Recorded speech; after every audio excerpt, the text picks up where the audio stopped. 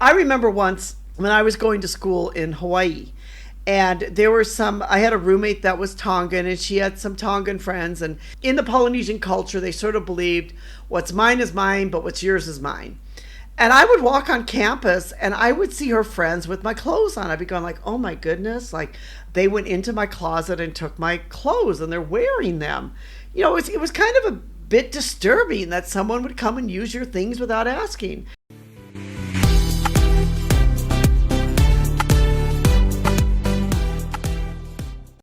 This is Anita from Real Estate Crunch. Today we're going to talk about some tips of how to be a good roommate. And there might be some times in your life where maybe you need to have a roommate, or maybe you're going to be a long-term house guest for somebody. And so we're going to talk today about some things that you can do to make sure that you are that good roommate or that good house guest. One of the first things you can do is you can communicate with your roommates. And this is especially important if you're in a situation where there might be many people living together. You sit down and communicate with them. It can be awkward maybe to, turn to your roommate and say, hey, can you buy some toilet paper? Or, ask them to, could you decrease the television noise?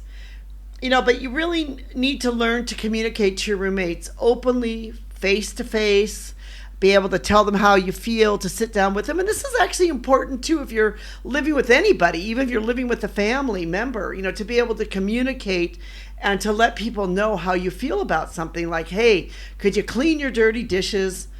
It might seem awkward and scary, but it's good for you to be able to do this. One thing you should not do, and sit around and make a bunch of little post-it notes that are passive aggressive and you'll put them all up everywhere. That just kind of just ticks people off. Even if you're living in a family, it can really tick people off and make them unhappy. Set and live by rental ground rules. There should be some ground rules in the apartment. Even if you're in a home, you need to set and live by those rules, have people live by those rules. Setting these ground rules can help diffuse any problems or any situations. Maybe one of the ground rules might be like, hey, every time you use a dish, wash it off, rinse it off, and put it in the dishwasher. Something like that. Could be something as simple like that for ground rules. The other part is to be a good roommate, clean up after your own personal messes. You should be respectful of your other roommates, other people that are living with you, and clean up after a meal. After you've had friends over, if you've had people over, just clean up after your messes. Not only will it make the apartment cleaner, it will just make things more orderly, and everyone else should then be happier because things are clean. Next is respect the private property and the privacy of others. Do not use your roommate's property or belongings without permission. If your roommate's not home, you could call, text, or ask them if you could borrow something. Do not assume that anything of your roommates is communal or your property just because you're living together.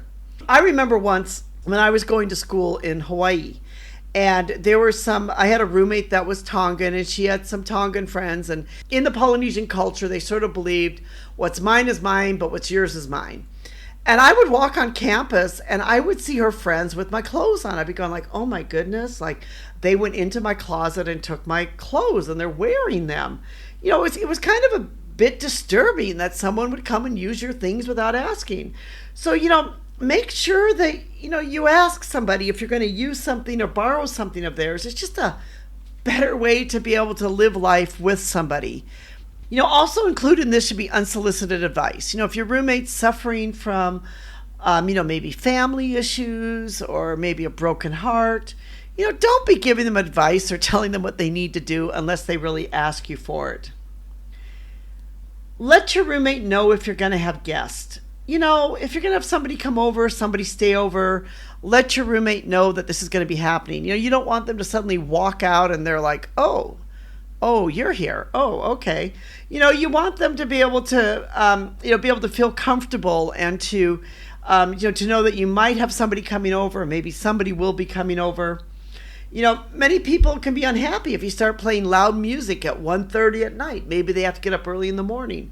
So just be respectful of your roommates and be respectful of others, of their work schedule, their sleep schedule, and, people that you might have coming over to your apartment or house. I grew up in a family where my father was very strict about no phone calls after 10 o'clock at night. And I still kind of live by that rule. And that I won't call anyone, like, really after 9 or 10 at night, because I just feel like it's way too late, unless they've told me ahead of time to call them. So, with roommates, if you follow these simple things and be a good roommate, you'll have a much better experience all living together. And also, if you do some of the same similar things, if you're living together as a family, you need to have some of the same rules in place. This is Anita from Real Estate Crunch. We hope you've enjoyed this, and we'll put a link to our blog about the 5 tips of being a good roommate if you'd like to be able to read more and learn more about these different tips.